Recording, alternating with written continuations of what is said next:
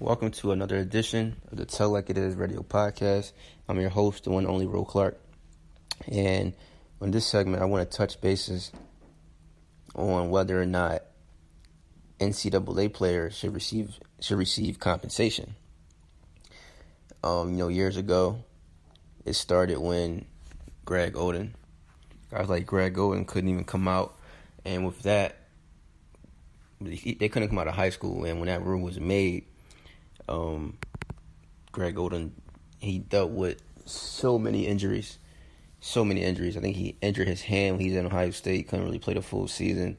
Then he got to the NBA and he was just on some Sam Bowie stuff. He was just injured.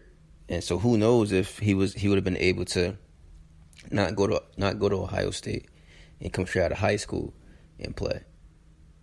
Who knows? Things could have been different. I mean, he probably been able to take care of his body. He would have had better trainers to help him have a speedy recovery. He would have had better equipment compared to what they have at the collegiate level. And the last players that I think the 2005 was the last draft to allow any player to come out of high school. And then that draft didn't feature anyone like Dwight Howard or LeBron. And these guys that came out, they were okay players, and some of them still around, some of them aren't. Our list number 6 was Martell Webster. Number 10 out of high school was Andrew Bynum.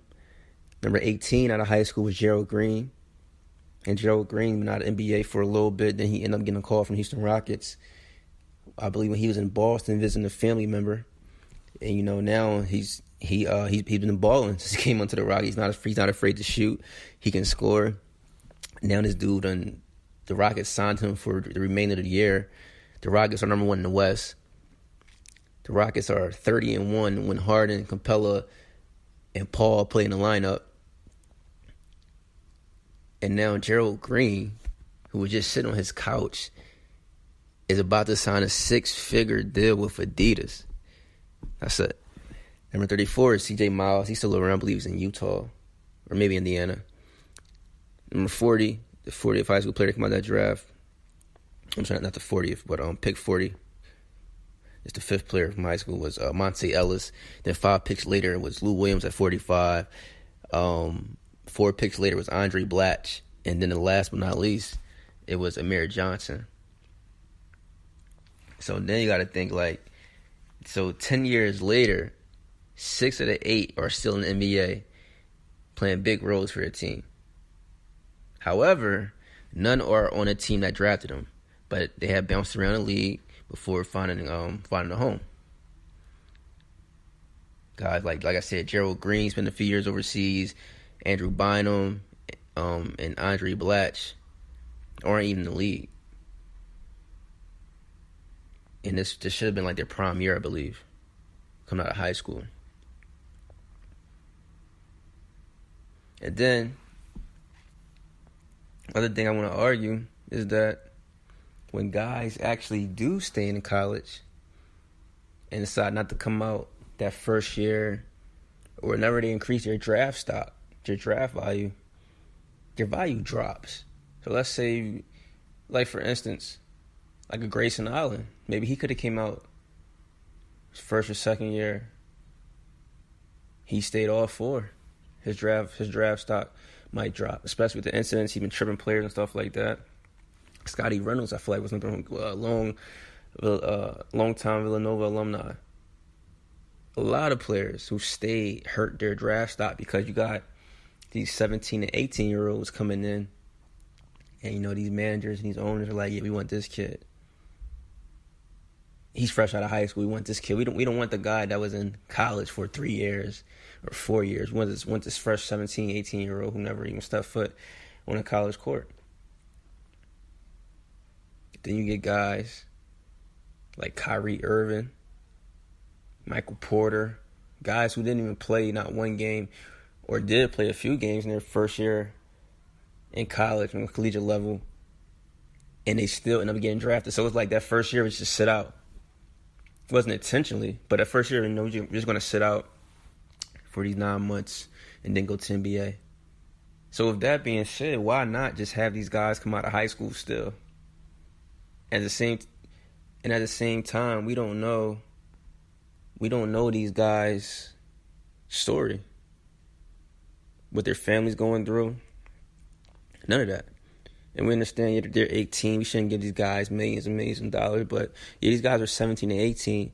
But once they get to the NCAA and they're a top pick, you guys put them on a huge pedestal. You guys got their name, their face, their jersey number all over campus, all over the billboards on the highways in that city, in that state. But you want these guys to remain humble, not to get paid. And then you do get paid when mentors reach out and pay these dudes, or when these dudes sit here and sign autographs for tattoos and for compensation. For one, I feel like this rule it was dumb to begin with. Because either way, if the guys do come out of high school and they don't last in NBA, well, guess what? They can go play overseas. They can go play in a G League. There's other ways for them to make money and improve their game. College isn't for everyone. And with that being said, you still get guys like Vince Carter, John Wall, DeMarcus Cousins, who after they graduated, after they left high school or after they left college in a year or so, these guys still go back and get their education. So when these guys leave college, after that 1 year, whether they're good or not, whether they're hurt, whether they're healthy, or come out of high school, I'm pretty sure they're doing it to put themselves and their family in a better position. So I would like for Adam Silver and the NBPA to sit down and think about this and let these kids come out of high school. And if these kids mess up, God forbid, if they mess up, then that's on them. But at the same time, they have an opportunity to where they can make their lives a little bit better. Make their moms, their parents' lives, the grandmoms, whoever their guardian is, a little bit better.